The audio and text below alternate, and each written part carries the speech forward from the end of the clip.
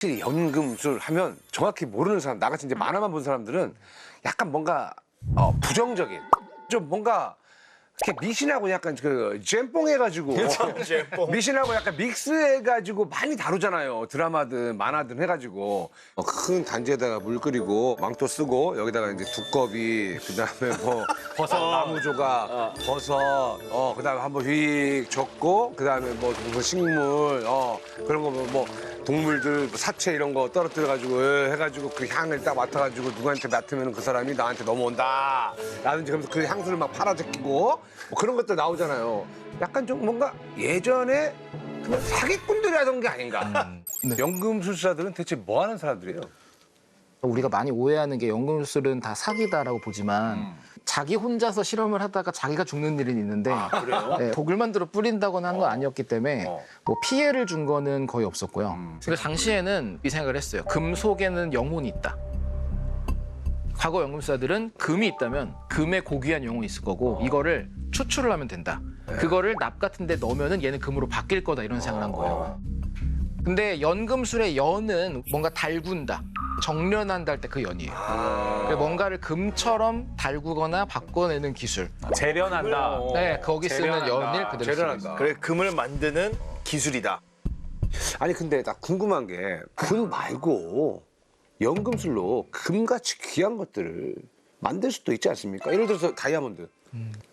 왜 그렇게 금을 만들려고 했었나요?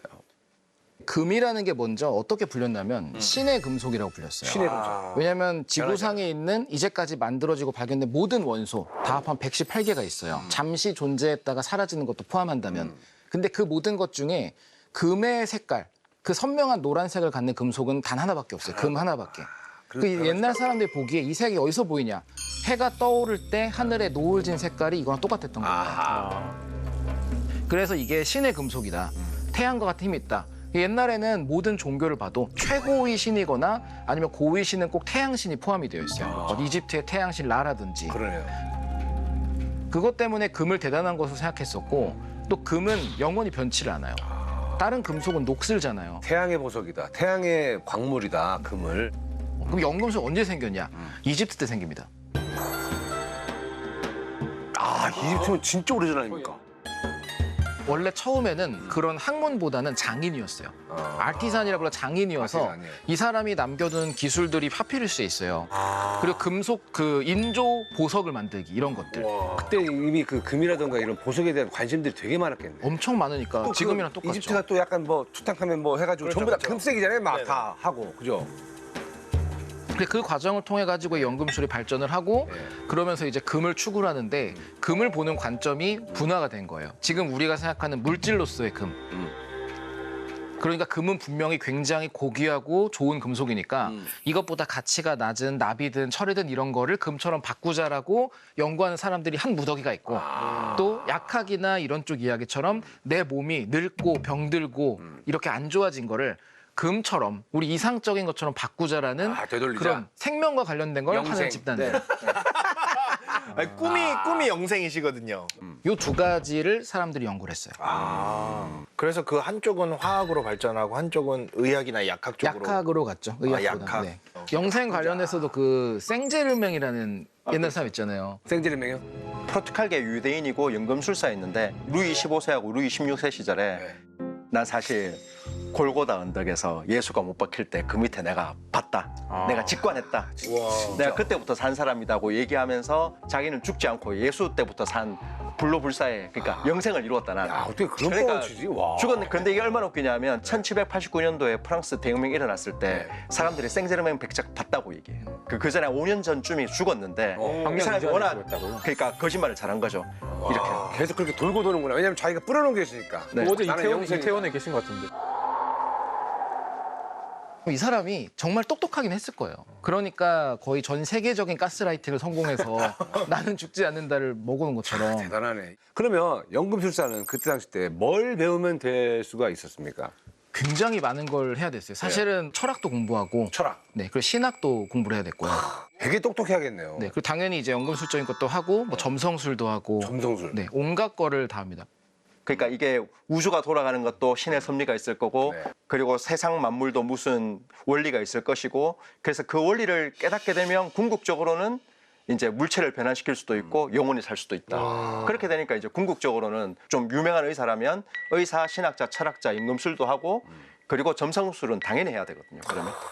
그러니까 이제 이미 난 할 만큼 했고 어느 정도 반열에 오른 사람들이 이쪽에 고인물이죠. 아, 뭘 도전할까 하다가 아, 진짜 불가능에 가까운 이런 걸 해보자. 이런 생각하는 사람이 생길 수. 그러니까 만렙들이 했네요. 만렙들이. 되게 유명한 사람이 있어요. 노스트라다무스라고. 예언가.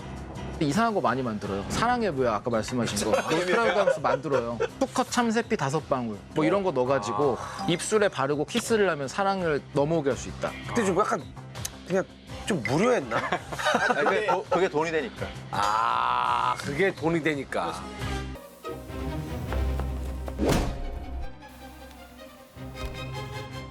놀랍게도 아이작 뉴턴도 예. 연금술사였습니다. 왜요? 되게 많은 분들이 아, 뉴턴이 연금 이런 옷을 입었다고요? 이게 이건 아니고. 옷을 입어야 하는 거는 아니지만 연금술사요? 네, 뉴턴도 직접 가마솥 같은 데다가 네. 여러 가지 금속들을 녹이면서 네. 연금술이라든지 아니면은 점성술이라든지 그리고 물리학적인 여러 가지 기초 과학적인 지식들이 많이 있잖아요. 이런 것들을 이용해서 되게 연금술에 엄청나게 심취해 있던 과학자 중에 한 명이 바로 뉴턴이었어요.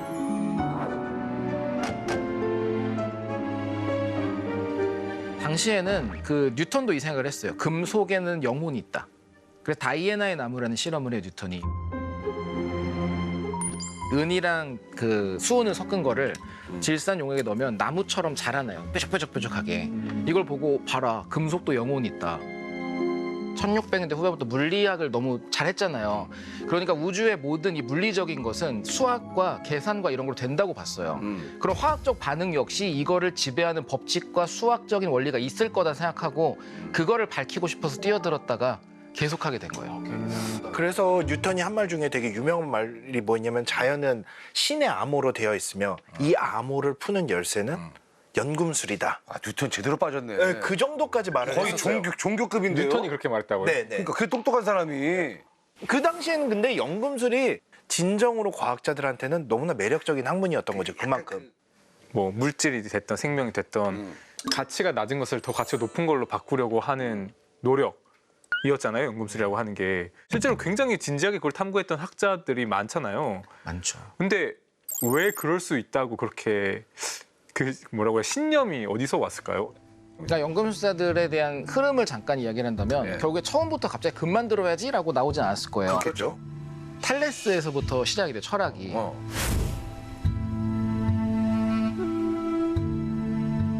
탈레스는 세상은 물로 이루어져 있다라고 처음 이야기를 합니다. 물로. 네. 왜냐하면 이때 봤을 때 인간이 살아가면서 볼 수 있는 모든 물질 중에 고체, 액체, 기체라는 걸 다 볼 수 있는 건 물밖에 없어요. 겨울에는 얼음이 있고 그리고 놔두면 증발하고 평소엔 물이 있고 너무 신기한 거예요. 상태를 막 바꾸네. 이전까지는 모든 거는 신이 창조한 거다. 여기서부터 이제 바뀐 거예요. 세상은 물질로 이루어져 있고 이걸 구성한 요소가 있다로 신학으로부터 이제 물질 관련된 쪽으로 관심이 온 거예요. 아, 넘어갔구나. 네, 그래서 이제 하나씩 자기 관심 있는 걸 말하다가 아리스토텔레스가 무슨 말을 했냐면 나무를 갖다 놓고 이 나무는 불과 물과 흙과 공기라는 4개 원소로 만들어진 거다.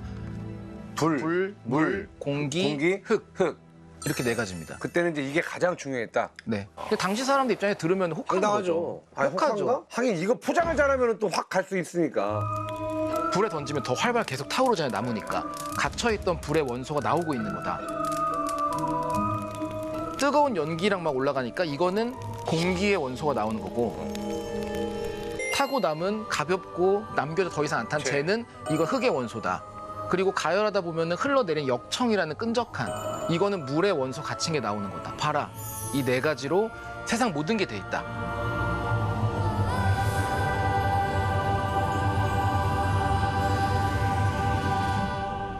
그럼 이 4개가 어떻게 관여할 거냐? 그게 엠페도클라스라는 분이 사랑과 미움이라는 것이 이 모든 걸 관리한다.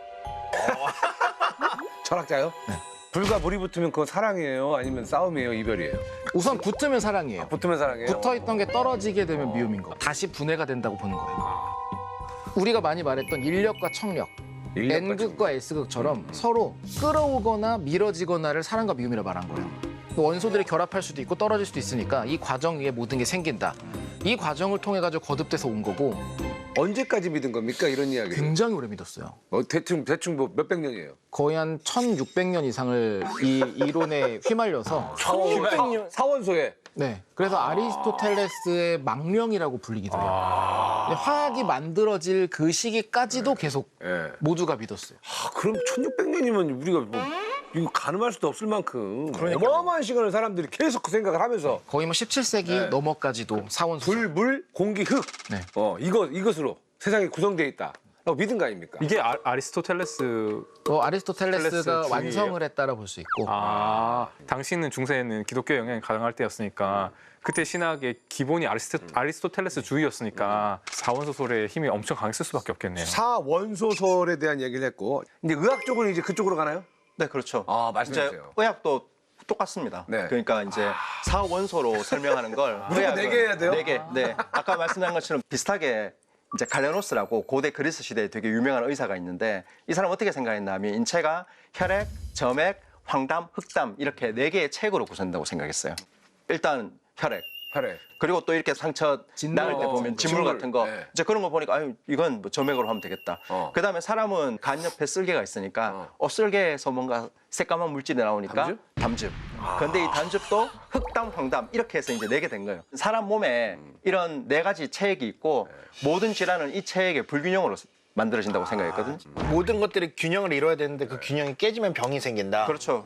그래서 이거는 진짜 쉽게 말해서 입만 터는 거잖아요. 그런데 이제 뭔가 좀 보여줘야겠다. 쇼를 해야 되겠다 싶으면 이제 비장의 카드를 꺼내죠. 뭐예요? 사혈로 사유를 뽑아요. 피 뽑는 거예요. 근데 피를 뽑아가지고 실제로 효과를 본 사람도 있었을까요? 없죠. 그러니까 단호하시네요. 사혈요법을 해서 살 수는 있어요. 원래 살 사람이에요. 그러니까요. 그게 불과 몇 년 전? 그게 한 500년 500년 정도. 500년 전. 와, 불과 진짜. 500년 전에 사원소설 사채액설 때문에 정말 수많은 사람들이 대혼돈의 시대를 살았구나. 제명에 못 살았다. 그렇게 정말 억울하게 정말 가슴 아프게 돌아가신 분들이 지금 이 근처에 암흑물질로 지난주에 얘기했던 암흑물질로 다 자리 잡아서 그건 진짜 암흑인데.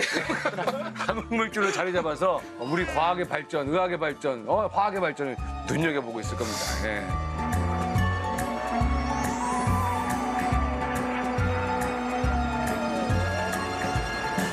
이제 금 만들기로 다시 이제 돌아가자고요. 요즘에 금 한 돈에 70만 원 정도 합니다. 너무 올랐어요. 금 만들 수 있을까요, 어떻게? 금을 제가 이제 금을 하나 가져왔어요. 금이요? 요게 네. 뭐예요? 1g이에요, 골드바. 요거 하나가 한 16만 원 정도 해요. 그렇겠죠. 1g이면. 근데 우리가 금을 만들 수 있냐라는 질문을 저도 학생들을 만나면 많이 들어요. 이 바꿀 말을 수가 있습니까? 있죠. 왜냐하면 거기서 양성자를 3개만 떼내면 금으로 바뀌어요. 그때 말씀하셨지. 맞아, 예전에. 근데 안 하는 이유가 있죠. 그걸 띄는데 보통 막 58 메가 일렉트론 볼트라는 에너지가 필요한데 단위가 낯설지만 이걸 바꾸면 요만한 거 하나를 만들려면 TNT 7만 톤을 터뜨릴 정도 에너지가 우선 필요해요. 그게 전기값이 더 들어가네. 이걸 하려면 가속기 연구소, 우리가 뭐 암흑물질 연구하거나 하는 가속기 연구소를 가동을 시켜야 되는데 보통 1시간에 한 1만 불 정도예요. 제가 찾아보니까 빌리는데 그거를 한 100년 이상은 해요.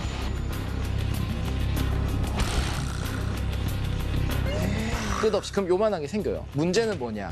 이건 우리가 아는 금이잖아요. 금도 동위원소라는 게 있어요. 그래요? 안정한 금이 있고 놔두면 붕괴하는 금이 있는데 그렇게 만들어지는 금의 99%는 붕괴하고 1%만 남아요. 그러면 금이 더 귀하네. 만들 수 없어요. 만들 수 이론상. 없어요? 네, 만들 수만 있을 뿐이지 인간이 쓸 수 있을 정도로 만드는 미래는 없어요. 차라리 지구 깊이까지 파내려고 하는 게 더 싸게 될 수 있는. 그러면은 24K는 좀 그렇고 10K는 어때요? 그건 우선 24K가 있으면 딴 거랑 섞어서 텐을 만들면 되는 거라. 아니, 그러니까 우선 10K는 조금 원본이 덜 있어요. 들어가지 않아요? 10K. 그래도 안 되죠. 우리가 네. 일단 상식적으로 쓸 수 있는 에너지와 돈으로는 불가능한. 근데 이렇게 금을 못 만드는 걸 연금술사들도 알았을 텐데 금을 만들어야 돈을 좀 벌었을 거 아닙니까? 그럼 그들은 대체 뭘 먹고 살았습니까? 당시 연금술사들이 할 수 있는 거 생각해봤자 두세 가지밖에 없어요. 뭐예요? 첫 번째는 어쨌든 물질과 약초나 이런 거에 대한 아는 게 있으니까 동네 약재상처럼 그냥 처방해주는 거.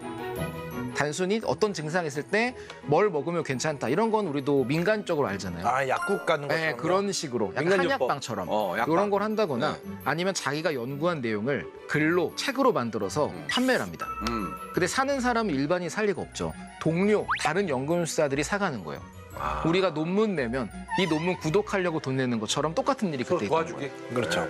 근데 이렇게 하면은 내가 죽어라 연구해갖고 돈 들이고 시간 들이고 한 거를 이 사람이 한 번 읽어서 다 이해해버리면 내가 손해잖아요. 그래서 이거를 비밀스럽게 암호를 쓰거나 그림을 그리거나 상징을 제일 많이 사용해요.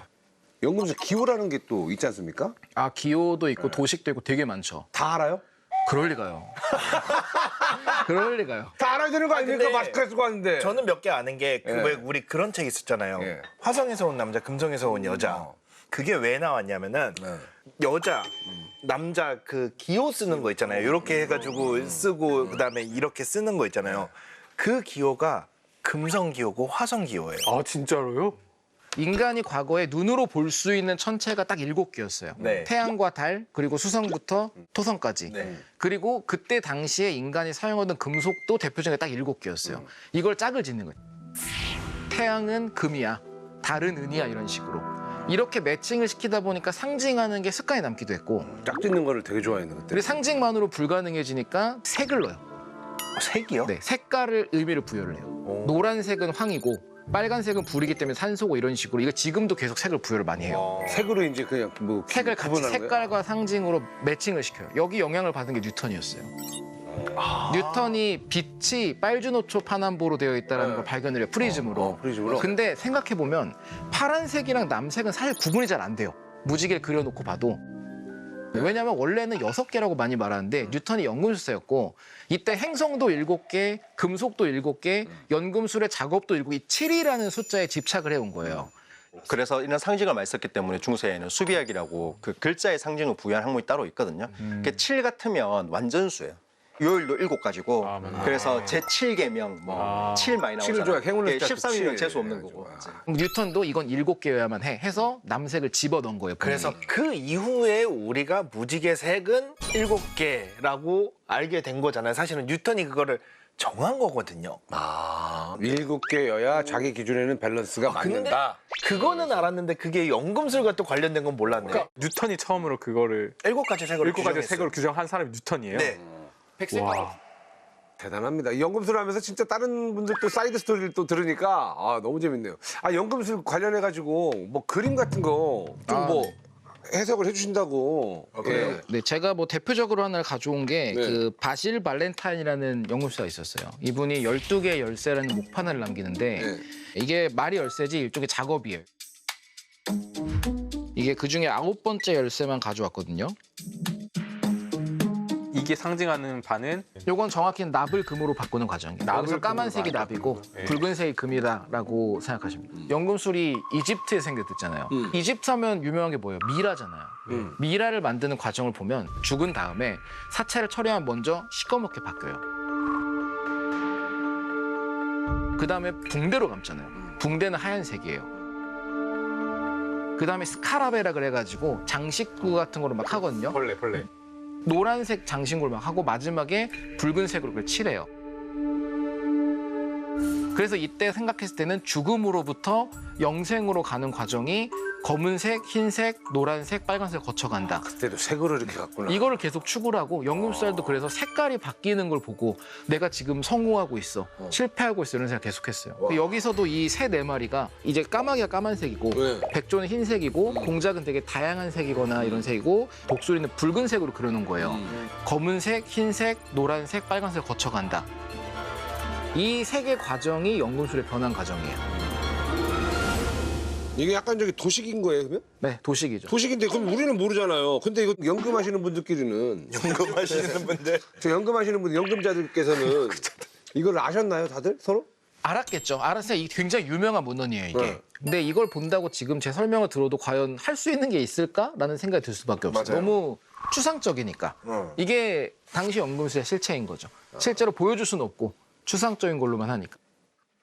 이게 그러면 어떻게 보면 과학이라고 하긴 좀 그렇고 유사과학 쪽으로 가야 되는 거 아닙니까? 유사과학은 진짜 과학이 아닌 거를 과학이라고 하는 거잖아요. 근데 연금술사는 자기를 과학이라 한 적이 없어요. 과학이 태어나기 과학이 전에 그때 전이라. 과학이 없었잖아요. 과학. 그냥 과거의 학문일 뿐이지 이건 뭐 그런 건 아니고 참 연금술은 되게 좀 이렇게 뭔가 그때 당시 때는 진짜 좀 혼탁했다. 되게 이상한 시도를 많이 해요. 그래서 그 원소 중에 인이라는 인. 인을 분리해낸 사람이 그 헤니 브란트라는 독일의 연금술사였는데 이 사람이 굉장히 지저분한 과정을 통해 인을 만들긴 해요. 소변을 5,700리터를 모아요. 집 지하실에다가. 몇 년도예요? 이게 1500년대입니다. 1500년대에 5.7톤이요? 네, 5,700리터를 모아서 5,700 삭혀요. 삭힘 냄새 나겠죠. 이걸 계속 끓입니다. 왜? 끓여서 졸여가지고 그 핵심 액기스를 뽑아내려고. 거기서 못 뽑았어요, 그래서. 계속 뽑으니까 인이 얻어진 거예요. 인이 불빛이 살짝 나는 물질인데 그리고 이걸 먹기까지. 자기랑 동네 사람들 소변 졸여 만든 거를 먹기도 하고 다른 연구사에 와가지고 야 그거 뭐야? 나 좀 줘 해가지고 받아가고 오줌을? 이 기술이 넘어가서 간 게 이제 후기 화학자 뭐 이런 사람이 로버트 보일 이런 사람들도 이 오줌 만드는 거 찾아가서 만들고 아, 진짜 대단하게. 이 호기심과 그 실험에 대한 욕구가 예전에 엄청났네요, 진짜. 우리가 지금 보기에는 좀 허황된 목표일 수 있지만 값싼 광석을 금으로 만든다거나 하는 허황된 목표일 수 있지만 그 허황된 목표를 정말 진지하게 추구하는 과정에서 우리 현대 과학에 필요한 여러 가지 지식과 기술이 나왔다는 게 연금술의 어떻게 보면 제일 중요한 가치라고 할 수 있겠네요. 그렇죠. 그리고 허황됐다고 꼭 나쁘다고 볼 수는 또 없잖아요. 그렇죠. 정말 끄는 거기서부터 거니까. 굉장히 거니까. 큰 발견이 이어지기도 하니까 계속해서 그런 허황된 걸 쫓던 사람들이죠. 요즘의 과학에서는 저희가 실험하고 관찰해서 그렇죠. 경험적으로 입증하는 게 많잖아요. 네네. 근데 그 당시에는 그런 기술이 발달 안 하니까 다 머릿속으로 계속 사고실험만 했는데 그 연금술을 싫어한다고 말씀드린 그때 제일 큰 당시에. 이유가 이 머리로 사변적으로 계속 이런 걸 하는 거잖아요. 요새야말로 하면 엄청 말주변이 좋은 사기꾼이죠. 왜 연금술을 무시를 하는 거죠? 아니 이쪽은 연금술 이게 어떻게 보면 우리 아버지다라고 할 수 있는데 의학도 어쨌건 연금술의 힘을 빌려 썼으면서 쉽게 말하면 이거 대출을 하고 대출을 안 갚는 거잖아요. 안 받았다 그러네. 네, 안 받았다고 저희는 그러네. 대출 안 받았어요. 그러니까. 사람들이 저희가 대출 받았다고 착각해서 계속 저희한테 돈을 내라고 하니까 빨리 관계를 청산해야 돼요. 어려울 때 등록금을 내주고 아니, 그러니까 밥을 사주고 우리 아버지가 그랬는데. 아닌데 계속 우리 아버지라고 부르니까. 아 그렇게 아예 선을 긋는구나. 네. 이제 현대의학은 연금술하고 이제 관계를 정리하고 철학적인 개념에서 벗어나서 발전했거든요. 그럼 의사면 그 의학 수준은 어디까지 인체를 어느 정도 깨고 있었던 수준이었을까요 그때? 아니 인체는 전혀 안 깨고 있죠. 인체를 그럼 무슨 의학이에요? 아니, 그러니까 인체도 안 깨고 있는데. 인체를 못 깨니까 네. 인체를 못 깨잖아요. 아. 모르잖아요. 지금 어떻게 해부도 안 되는지 되고. 해부도 안 되고 세균이 있는지도 모르고 그러니까 이런 걸 사고관계 추론한 걸로 진짜 기가 막히게 모든 질병을 다 설명할 수 있어요. 진단도 다 할 수 있어요. 아, 이 화술. 뭐를 가지고요? 체액설이죠. 체액설. 중세 시대 의사는 어떻게 치료하냐면 혈액을 많다 해야 되나 점액이 부족하다 해야 되나 하면서 환자의 행색을 보는 거예요. 행색을 보니까 돈이 좀 없을 것 같다. 그러면 이제 그냥 대충 저를 가르치면서 아 그러니까 뭐 그런 거 아니에요. 예를 들어서 혈액이 좀 너무 많은 것 같으니까 밥 먹을 때 진흙 먹어 뭐 이런 식으로 그냥 하고 근데 말도 안 돼. 여기 보니까 좀 있어 보여. 유명한 연예인이고 하니까 네. 그러면 혈액이 부족한 것 같습니다. 그 루비를 좀 갈아서 먹으면 루비? 루비. 진짜 그런 처방이 있었어요 네, 그때? 그 보석 부자 오면 보석 깔아 먹이고 그리고 이제 무슨 보석을 갈아 먹여? 그 그래야 돈이 돈을 되는 많이 돈, 벌수 돈을 있잖아요. 버니까 그거 부작용 나면 어떡하려고요? 어차피 죽어요. 어차피 중세 시대 때는 이제 죽음이 아주 가까이 있었고 옛날에는 약이 없었기 때문에 중세나 르네상스 시대에 의사를 찾는다는 건 그 신부님 부르는 것 같아요. 종부성사 하려고 죽기 전에 그냥 한번 불러보자인데 되게 부르면 확실히 죽습니다. 의사를 부르면. 예를 들어 중세 시대 때 여기 상처나면은 어떻게 했냐면 네. 치료가 짐승 똥 바르고 붕대로 묶는 거였거든요. 아, 진짜? 이렇게 되면 상처 감염돼가지고 폐혈증에 걸려 죽습니다. 정말 사람들을 너무 많이 죽였던 그 사체액설 깨진 게 언제 그러니까 이거 완전 잘못됐어. 그 이야기가 바뀌는 게 흑사병 때부터. 아 그렇지.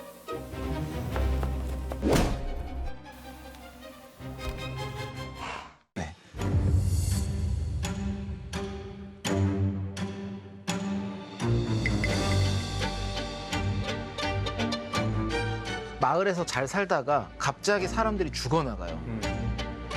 이거는 신의 벌이다라고밖에 생각할 수가 없던 거예요. 역병이라고 생각 안 하고? 그렇죠. 역병인데 역병이 왜 도냐? 그러니까 3년 만에 인구가 3분의 1 죽었으니까 사람들이 그렇게 많이 죽으니까 이제 체액설로 아무리 설명을 잘해도 안 먹히지. 안 먹히고 그리고 교회도 그럼 뭔가 분명히 뭔가를 잘못했다. 그러니까 이렇게 많이 죽지 않겠느냐 생각하죠.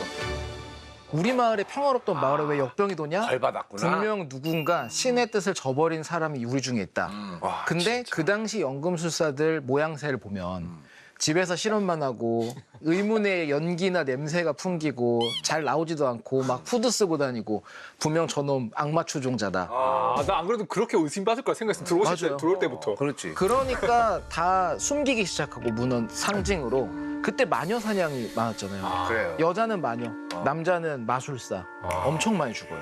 이단으로 막 말하기도 하고.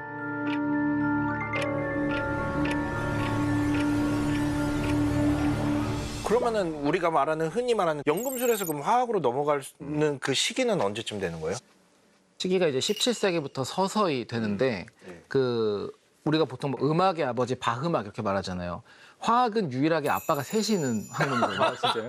첫 번째 아버지가 로버트 보일이라는 로버트 보일. 화학자예요. 네. 보일의 법칙. 네, 맞아요. 보일. 기체. 보일 샤를의 보일 법칙에 샤를의 근데 이분이 화학의 첫 번째 아버지라고 아기 불려요. 아버지. 근데 화학을 만들었다, 체계를 만들었다 하지만 원래 직업은 연금술사긴 했어요. 아직도 보일의 법칙에 보일이 네, 연금술사예요. 과학자가 아니라 아 근데 연금술사였어요. 놀랍지 않아요. 뉴턴도 연금술사였다니까요. 뉴턴이랑 동료, 같은 시대. 아, 그 동시대였어요. 네, 보일이? 동시대예요. 라이프니츠랑 친구였고 막 이렇게.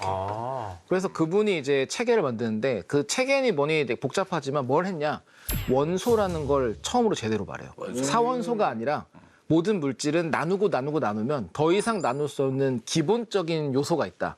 이거를 원소라고 부르겠다를 말한 게 보일이에요. 네. 여기서 모든 게 시작해요. 화학이 제일 중요한 개념이네요. 네, 그래서 첫 번째 아버지라고 우리 부르는 거죠. 이전의 연금술사는 약간의 그 사자 이런 느낌. 실험은 하는데 그렇지. 그냥 사고로 하거나 해보거나 이걸 하고 끝이었어요. 근데 보일부터는 이 모든 것은 기록을 하고 분석을 하고 남들에게 공개를 해야 될 의무가 있다고 생각했던 사람이었어요. 연금술 실험은 했지만 그때 했던 모든 것들을 다 기록해가지고 상세하게 하는 거예요. 온도는 어땠고 오늘 날씨는 어땠고 이런 것들을. 기존의 연금술사들은 우리가 암호를 쓴다든지 아까 기호를 쓴다든지 상징을 쓴다든지 다 숨겼잖아요. 근데 그때부터는 보일은 연금술사이기는 하지만 자신이 했던 모든 것들을 대중이든 누구든 알리는 네, 거예요. 우리가 아는 과학의 형태로 이제 만들기 시작한 첫 시도를 한 거고 두 번째 아버지는요? 두 번째가 라부아지에. 라부아제? 네, 라부아지에가 이제 프랑스에서 가장 당시 똑똑했던 화학자인데 우리가 아는 모든 화학 용어 이런 걸 다 만들어요. 물론 완벽하진 않았어요. 원소 정리하는데 빛이랑 열도 원소로 생각했어요. 이분. 라부아제가 라부아지라는 분. 보일과 라부아제 둘 중에 두 명 중에 누가 더 아버지라고 생각하세요? 저는 라부아지에가 아버지 생각. 왜요? 라부아지에는 우선 우리가 그 의학에서 이야기하는 것처럼 연금술과의 고리를 끊어내는 데 성공한 인물이라고 할 수가 있고 그리고 모든 걸 체계화를 시켰어요. 연금술은 이 어느 한 지역에서 생겼다고 볼 수가 없어요. 유럽에선 연금술이 있고 이집트에 됐다 하지만 동양도 연단술이라는 게 있었어요. 오행, 음양오행으로 해서 불로장생의 약을 만들겠다. 인도에도 있었어요. 그런 게. 다 있으니까 부르는 말이 다 다른 거예요. 예를 들어 알코올이라는 물질도 동네마다 부르는 게 다 달랐는데 이 용어를 처음으로 하나로 만든 거예요. 화학은 이런 용어로 이 물질, 소금은 염화, 나트륨이야라고 정한 게 그런 라부아제가. 네. 라부아제도 알케미스트였습니까? 그분은 화학자였어요. 아, 그분은 그 연금술사들이 이제 금은 안 될 것 같고 그래서 화학으로 이제 넘어가게 된 게 라부아지 때문에. 금은 포기한 지 오래됐죠. 금 포기하고 라부아지로 인해 가지고 화학 쪽에서 2차 성징이 이제 그때 시작이죠. 네, 2차도 아니라 그냥 그때 그냥 시작된 거예요. 그냥 새로 1차. 뉴본 어게인. 네, 맞아요. 뉴본. 그때 생겨요. 야, 그렇게 생겨가지고. 화학으로 들어가는 문을 찾으신 분이 보일이고 그 문을 닫고 화학으로 넘어가신 분이 라부아제. 그러면 끝 아니에요? 세 번째 세 번째 이제 현대화학 쪽으로 가는 현대화학 베르셀리우스라는 분인데 베르셀리우스. 네, 이분은 원소 찾고 뭐 촉매, 고무 튜브 이런 것들 다 용어도 만들고 물질을 만들어서 우리가 실험실에서 지금 하는 연구 같은 거를 다 세팅을 한. 그 이후에는 이제 우리가 아는 화학이 딱 완성이 된 거죠.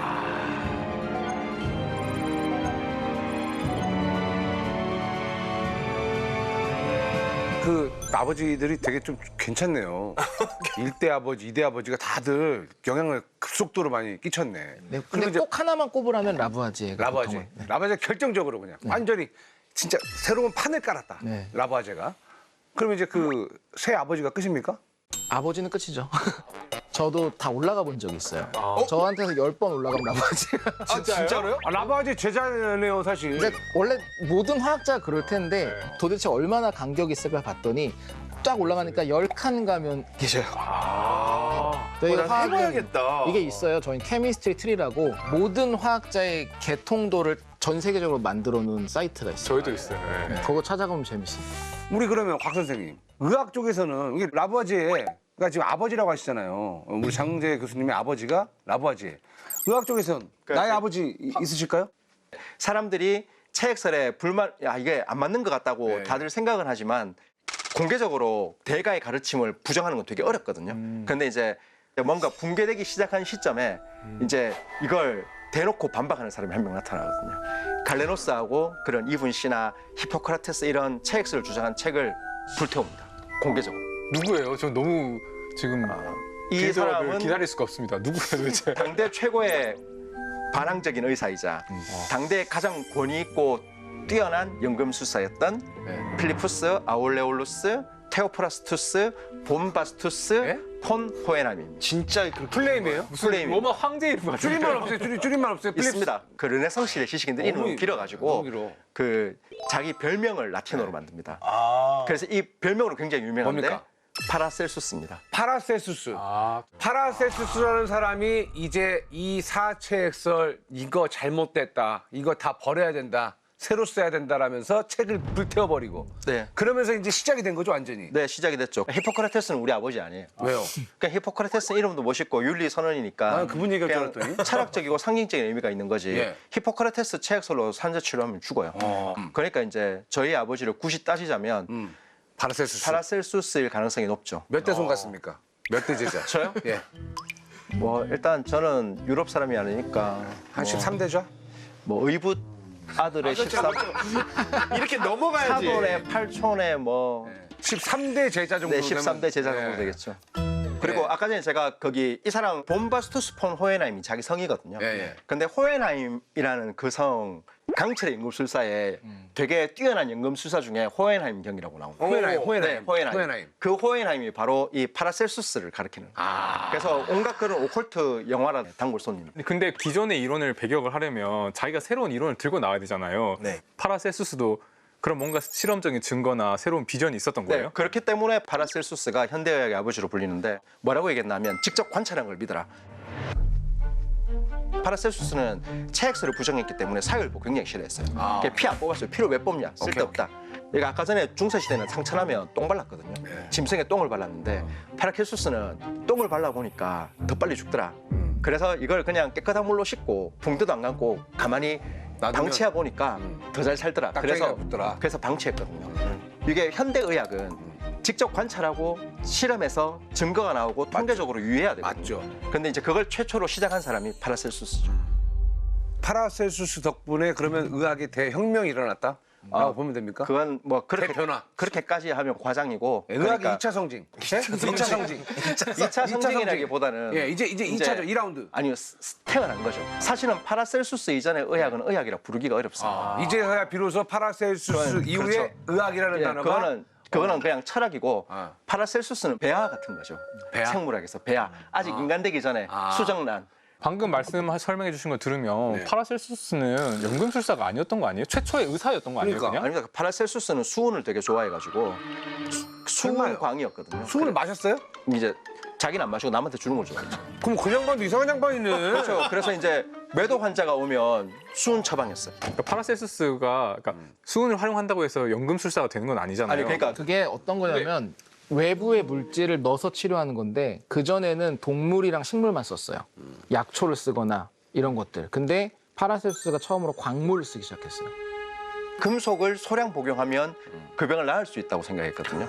그러니까 이런 게 동종요법. 전형적인 연금술적인 발상의 영향을 받은 거죠. 연금술적인 생각이다. 사실 연금술의 과정에서 사람들이 연구를 했기 때문에 물질을 다룰 수 있게 되고 사람들이 막 금속도 쓰고 여러 가지 쓰게 되는 거죠. 결국에 요약한다면 물질을 다룰 수 있는 학문의 시작점 정도로 보는 게 연금술의 가장 올바른 해석이라고. 근데 이건 사실 약학과 의학적인 거고 우리가 상상하는 좀 더 허황된 파라셀수스가 왜 연금술사인 걸 이야기하면 그 호문쿨루스라는 게 있어요. 만들어진 인공 생명체 이거를 연구했던 게 파라셀수스였어요. 아 진짜요? 그때 되게 허무맹랑한 게 그 인간의 정액을 플라스크에 넣고 그 말의 똥과 섞은 다음에 똥 무더기에 놔두는 거예요. 그러면? 그렇게 40일쯤 지나면 그러면? 거기서 투명한 작은 인간이 생긴다. 인간을 만든다. 근데 이 인간은 인공생명체인데 모든 지식을 알고 있다. 그래서 파라셀수스는 얘한테 물어봐서 병을 다 치료하고 싶다는 생각이 있었어요. 근데 이게 생명과학적으로 어떤 의미를 갖냐면 이거 완전한 정상들이 없네, 다들. 그때는 뭐 당연히 그랬어요. 사체액설을 말이 안 된다고 부정했는데 이건 더 말이 안 되는 건데. 더 많이 안 되는 걸 말똥을 넣고 사람이 본업은 또 잘하고 있으니까. 근데 이게 어떤 거냐면요. 그 최초의 인류 최초의 야외 배양 기술이 탄생한 순간이라고 많이 말해요. 똥이 산화되는 거에서 온도를 40도 정도에서 한 40일간을 유지하면서 네. 여기 세균들이 자라날 수 있게 만드는 환경을 처음 해봤던 거예요. 세균을 길렀네. 사람을 실험으로. 기른 게 아니라. 그렇죠. 사람 절대로 못 만들죠. 그러면 이제 어쨌든 현재 21세기를 살아가는 화학자시잖아요. 로서 연금술 우리가 지금 취미는 과학에서 연금술을 다루는 게 이게 진짜 과학이라서 그런 건 아니고 뭔가 과학에 어떤 미친 영향이나 기여가 있을 건데 객관적으로 평가하시면 연금술이 기여한 바를 어떻게 화학에 보세요? 대한 기여는 엄청나게 크죠. 왜냐하면 과거 연금술사들이 썼던 장비나 환경을 보면 지금 실험실이랑 완벽히 똑같아요. 진짜요?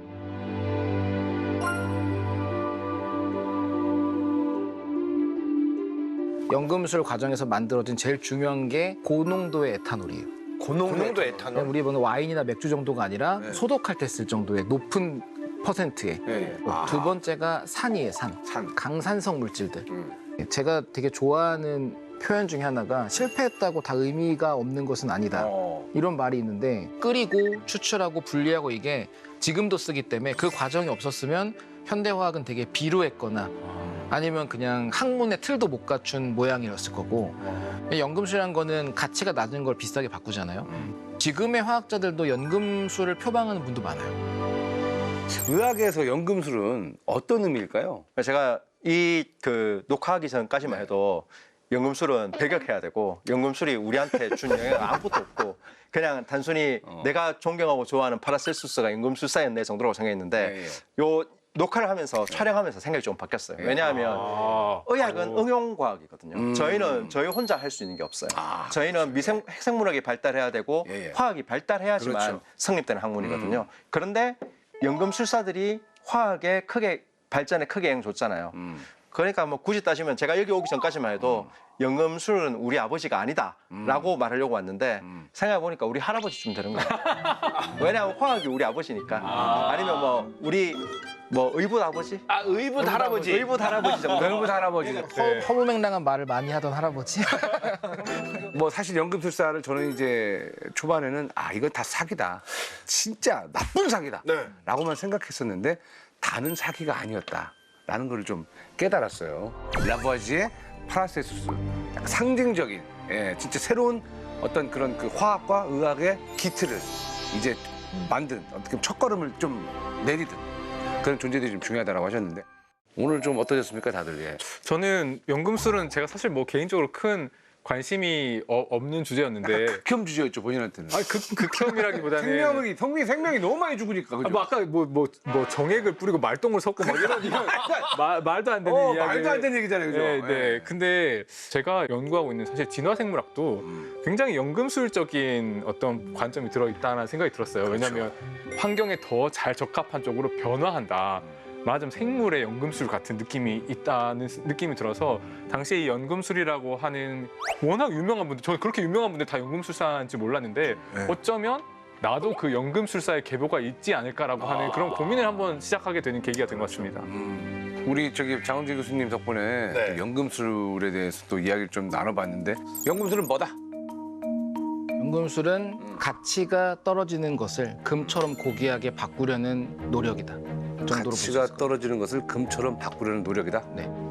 뭐 저는 여기 와서 이제 연금술을 긍정적으로 바라보게 전도가 돼서 아 진짜요? 그 정도예요? 원래 여기 올 때까지만 해도 뭔가 파이터의 기질로. 그렇죠. 연금술과 대결하겠다 이런 말로 나왔는데. 실제로 또 파이팅 하시잖아요. 복싱도 네. 하시고. 예. 그래서 이제 겸손한 마음으로 예.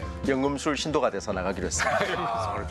이분도 그때 당시 태어났으면은 저희 피 뽑고 계셨을 돈 수도 무진장 벌었을 거예요. 예, 예. 잘못된 처방 내리면.